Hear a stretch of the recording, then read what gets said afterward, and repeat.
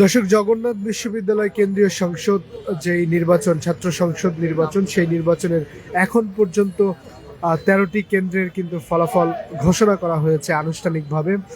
আমরা আপনাদেরকে জানানোর চেষ্টা করব যে এখন পর্যন্ত যেই ১৩টি কেন্দ্রের যে ফলাফল ঘোষণা করা হয়েছে, সেই ফলাফলে কে কোন পদে, অর্থাৎ ভিপি, সাধারণ সম্পাদক এবং সহ সাধারণ সম্পাদক পদে কে এগিয়ে রয়েছে। আমরা দেখতে পাচ্ছি যে স্ক্রিনের সামনে এখানে যেই তিনটি এলইডি স্ক্রিন দেওয়া হয়েছে, বিশ্ববিদ্যালয়ের মেইন যে মূল যে ফটক রয়েছে সেই ফটকের সামনে একটি, ২ নম্বর গেটে একটি এবং বিশ্ববিদ্যালয়ের ভেতরে একটি এলইডি স্ক্রিন দেওয়া হয়েছে।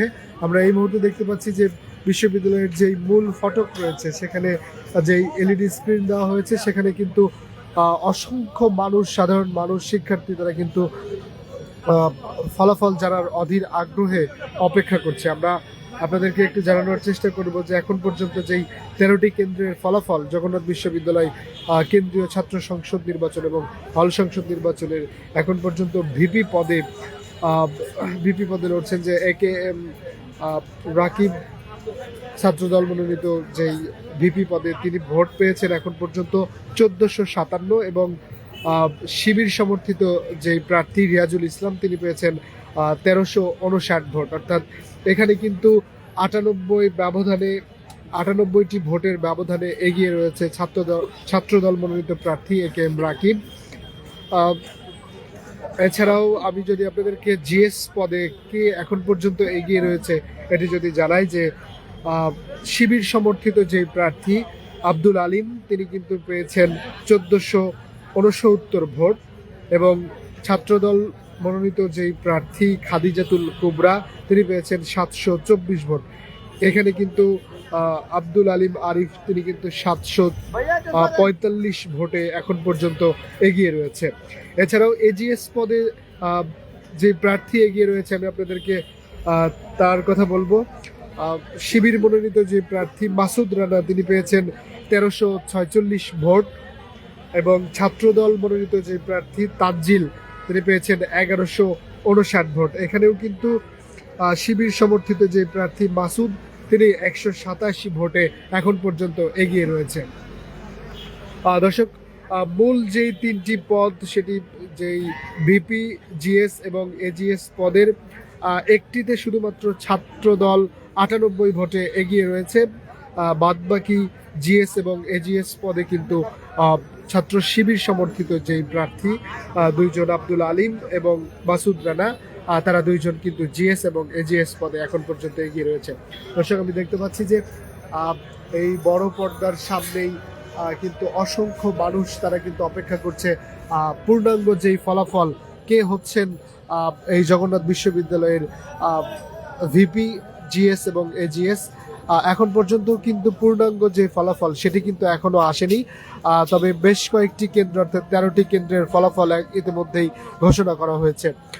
পর্যায়ক্রমে সবগুলো কেন্দ্রের যে ফলাফল সেই ফলাফলগুলো ঘোষণা করা হবে এবং সব শেষে জানানো হবে যেই আনুষ্ঠানিকভাবে ফলাফল, যে ভিপি পদে কে কতটি ভোট পেয়েছেন, জিএস পদে কে কতটি ভোট পেয়েছেন এবং এজিএস পদে কে কতটি ভোট পেয়েছেন। আমরা দেখতে পাচ্ছি যে সাধারণ মানুষ থেকে শুরু করে সকল শ্রেণী পেশার মানুষ এবং যে শিক্ষার্থী, জগন্নাথ বিশ্ববিদ্যালয়ের যে শিক্ষার্থীরা রয়েছেন তারাও কিন্তু এই বড় স্ক্রিনের সামনে এই মুহূর্তে ফলাফল জানার জন্য অপেক্ষা করছেন।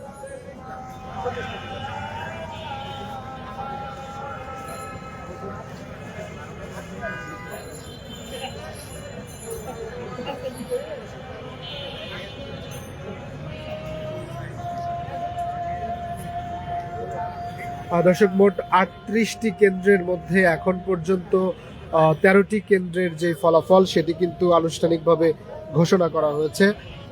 আমরা আরেকবার আপনাদেরকে একটু জানিয়ে রাখতে চাই যে মোট ৩৮টি কেন্দ্রের ১৩টি কেন্দ্রের যেই ফলাফল সেটি আনুষ্ঠানিকভাবে ঘোষণা করা হয়েছে। এখানে ভিপি পদেই শিবির সমর্থিত মনোনীত যে প্রার্থী রিয়াজুল ইসলাম এবং ছাত্রদল মনোনীত যে প্রার্থী AKM রাকিব, তাদের যে ফলাফল সেই ব্যবধান কিন্তু খুব একটা বেশি নয়, মাত্র ৯৮ ভোটে এগিয়ে রয়েছে এখানে ছাত্রদল সমর্থিত যেই প্রার্থী AKM রাকিব। আমি ভিপি পদে ভোট পেয়েছেন রিয়াজুল ইসলাম শিবির সমর্থিত যে প্রার্থী 1359 ভোট, এবং ছাত্রদল মনোনীত যেই প্রার্থী AKM রাকিব তিনি কিন্তু পেয়েছেন 1457 ভোট। এবং জিএস পদে শিবির সমর্থিত যে প্রার্থী আব্দুল আলিম আরিফ তিনি কিন্তু পেয়েছেন 1459 ভোট, এবং ছাত্রদল যে মনোনীত প্রার্থী খাদিজাতুল কুবরা তিনি পেয়েছেন 724 ভোট।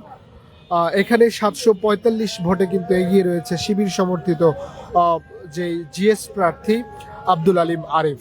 এবং এজিএস পদে মাসুদ রানা শিবির সমর্থিত যে প্রার্থী তিনি পেয়েছেন 1346 ভোট, এবং ছাত্রদল সমর্থিত যেই তানজিল তিনি পেয়েছেন 1159 ভোট। এখানেও কিন্তু 187 ভোটে শিবির সমর্থিত যে প্রার্থী মাসুদ রানা তিনি কিন্তু এগিয়ে রয়েছেন। দর্শক, মোট 38টি কেন্দ্রের ফলাফলের মধ্যে কিন্তু এখন পর্যন্ত 13টি কেন্দ্রের যে ফলাফল সেটি আমাদের হাতে এসে পৌঁছেছে আনুষ্ঠানিকভাবে। এছাড়াও যে পূর্ণাঙ্গ ফলাফল এটি এখনো কিন্তু প্রকাশ করা হয়নি।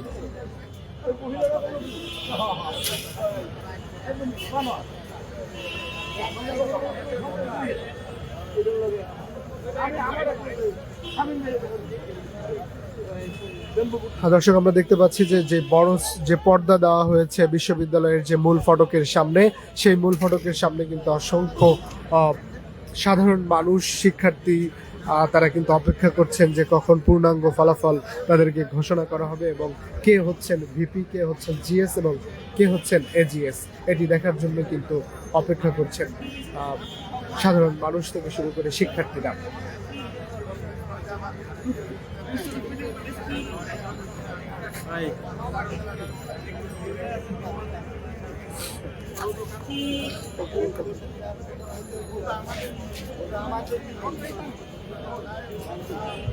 দর্শক, আপনাদেরকে জানিয়ে রাখতে চাই যে কয়েক দফা পেছানোর পরে কিন্তু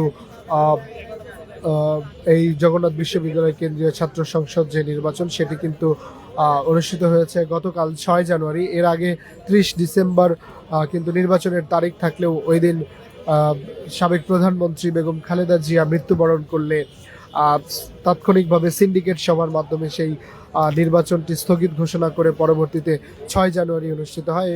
আমরা দেখেছি যে দু একটি বিচ্ছিন্ন ঘটনার মাধ্যমে এবং খুব শান্ত পরিবেশে যে ভোট গ্রহণ সেটি কিন্তু গতকাল 3টা নাগাদ শেষ হয়ে যায়। এরপরে ভোট যে গণনা সেটি কিন্তু মেশিনে ত্রুটি থাকার কারণে এক পর্যায়ে বেশ কয়েক ঘন্টা যেই ভোট গণনা কার্যক্রম সেটি কিন্তু বন্ধ থাকে। এরপরে রাত 11:30টার ঠিক পরেই আবারও মেশিনেই ভোট গণনা শুরু হয়ে যায়। সেটি কিন্তু ভোট গণনা সকাল ভোরবেলা নাগাদ ভোট গণনার যে সেই কার্যক্রম সেটি কিন্তু শেষ হওয়ার পরে প্রত্যেকটি কেন্দ্রের যে আলাদা আলাদা যে রেজাল্ট, যে ফলাফল সেটি কিন্তু দেওয়া হচ্ছে। এখন পর্যন্ত মোট 38টি কেন্দ্রের ফলাফলের মধ্যে 13টি কেন্দ্রের যে ফলাফল সেটি আনুষ্ঠানিকভাবে ঘোষণা করা হয়েছে।